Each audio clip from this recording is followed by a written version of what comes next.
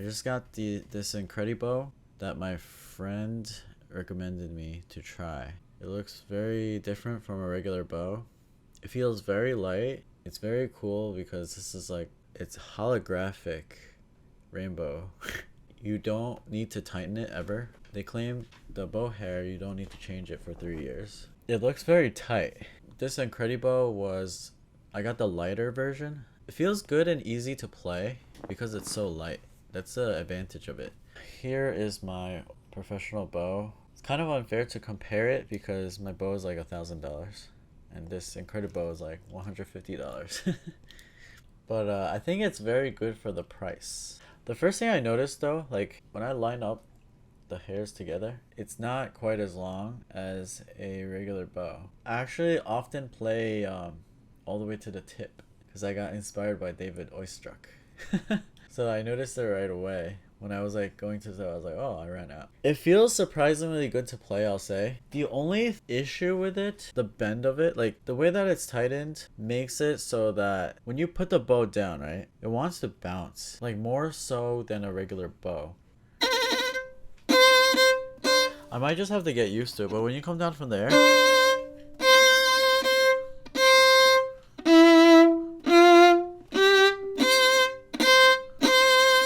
has this like shake to it that my bow won't have because I think it's because of the curve. Like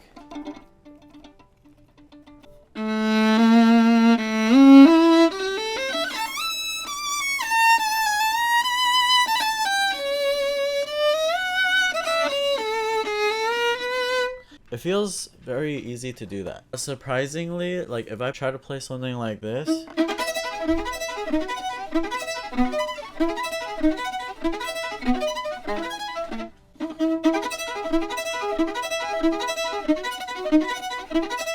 it's surprisingly easy to do it because it's so light. But the other thing is that like it has this like subtle gritty feel to it when I try to drag the bow across the string like very smoothly.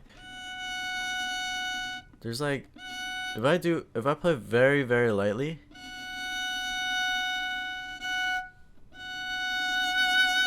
there's a subtle gritty feel to it.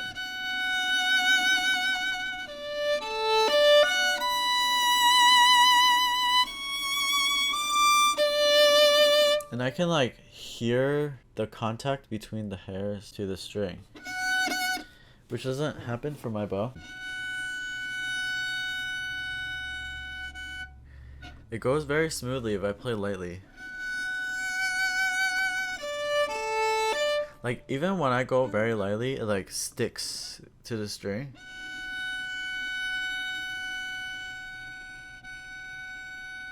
Without like any sort of shake. But I might be biased also because I've been practicing on this kind of bow for so long.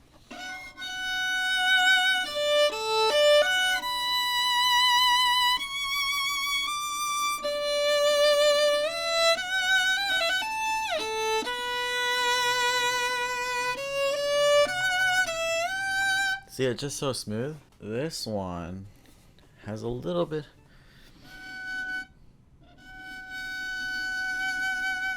It's not bad.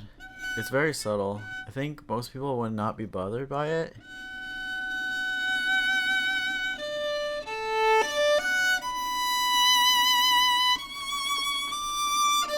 So the hair is not horsehair. It's supposed to be made out of like some synthesized material, plastic or something. And then you're not supposed to need to change the bow hair ever, which is pretty awesome. Because it cost me $80 to change my bow hairs.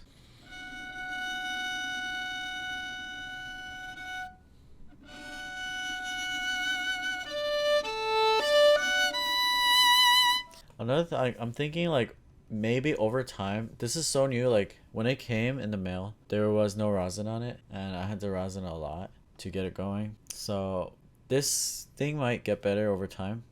See that like tiny little shake when I'm playing this?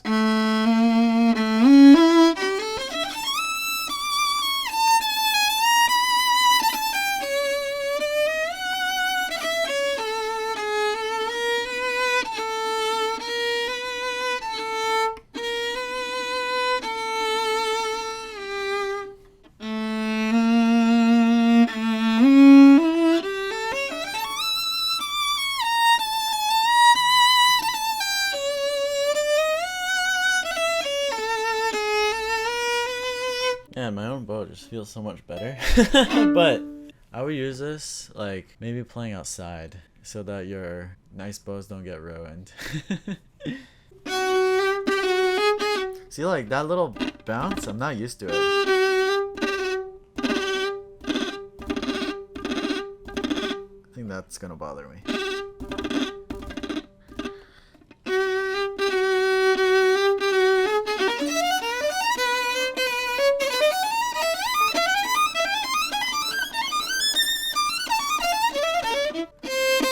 There's that grittiness to it.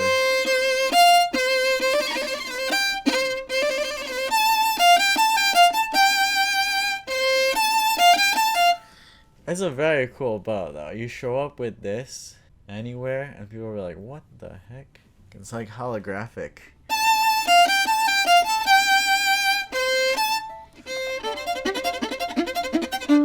These like ricochet things are extremely easy to do with this bow though.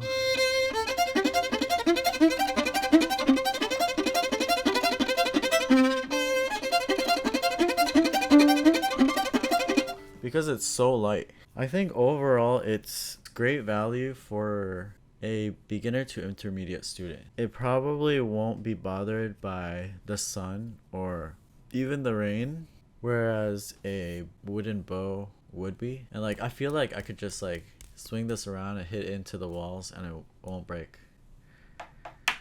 Like it just feels plastic everywhere. If I did this to like a wood bow, I feel like it would break. So I would definitely recommend this to your kids who would swing this around and stuff. And like, you know, another thing that's good, kids always forget to tighten their bows and loosen their bows. You don't have to worry about that for this. And you don't have to worry about changing bow hairs and stuff like that. For something like this, it's like surprisingly good.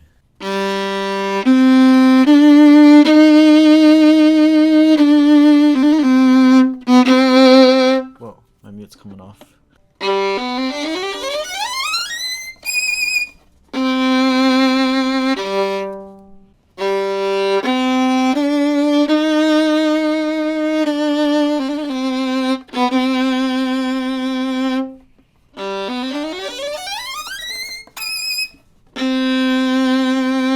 Yeah, so for the tone quality, you can't really compare to a bow like this. But this is like 7 times the amount of the price. Plus more because you have to get rehairs. So this is a pretty cool bow. Anyway, for this price, it's not bad.